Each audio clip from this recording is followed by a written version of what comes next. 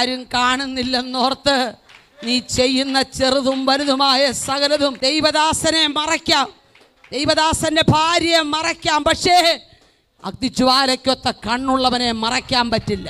വചനം പ്രമാണിക്കുന്നവർ പാപത്തിലേക്ക് പോകാൻ ദൈവം ആഗ്രഹിക്കുന്നില്ല. ഹല്ലേലൂയ. അത് പറയണ്ട, ബാക്കിയെല്ലാം പറഞ്ഞാൽ മതി. ഇല്ല, അങ്ങനൊരു വകുപ്പില്ല. കയീൻ എന്ന് പറയുന്ന മനുഷ്യനോട് ദൈവം പറഞ്ഞു, പാപം നിന്റെ വാതിൽക്കൽ കിടക്കുക, അതിൻ്റെ ആഗ്രഹം നിന്നോടാ. നീ രക്ഷിക്കപ്പെട്ടതായിരിക്കും, സ്നാനപ്പെട്ടതായിരിക്കും, അഭിഷേകം പ്രാപിച്ചതായിരിക്കും, തുള്ളിച്ചാടി നൃത്തം ചെയ്ത് ദൈവത്തെ ആരാധിക്കുന്നതായിരിക്കും, ദശാംശം കൊടുക്കുന്നതുമായിരിക്കും. പക്ഷേ ആഗ്രഹം നിന്നോടാ, ആഗ്രഹം നിന്നോടാ. ഇന്ന് പകൽ മനസ്സിലാക്കിക്കോ, ആഗ്രഹം നിന്നോട് കിടക്കുക. പാപത്തിൻ്റെ എന്ത് ചെയ്യണം? നീ അതിനെ കീഴടക്കണം, നീ അതിനെ കീഴടക്കണം. ഇല്ലെങ്കിൽ അത് നിന്നെ കീഴടക്കും.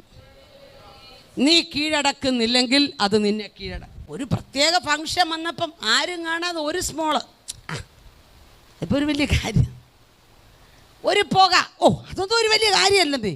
ഇപ്പം ഞങ്ങൾ ഞായറാഴ്ച കഴിഞ്ഞ് വരുമല്ലേ. ഹലോ, നമുക്ക് തന്നെ ഒരു മൗനം. സ്തോത്രം.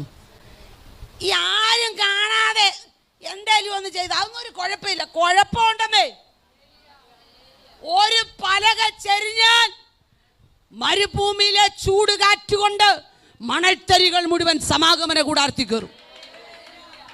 സമാഗമന കൂടാരത്തിൻ്റെ അകം അശുദ്ധമാകാൻ മുഴുവൻ പലകയും ചെരിയണ്ട, ഒരു പലക ചെരിഞ്ഞാൽ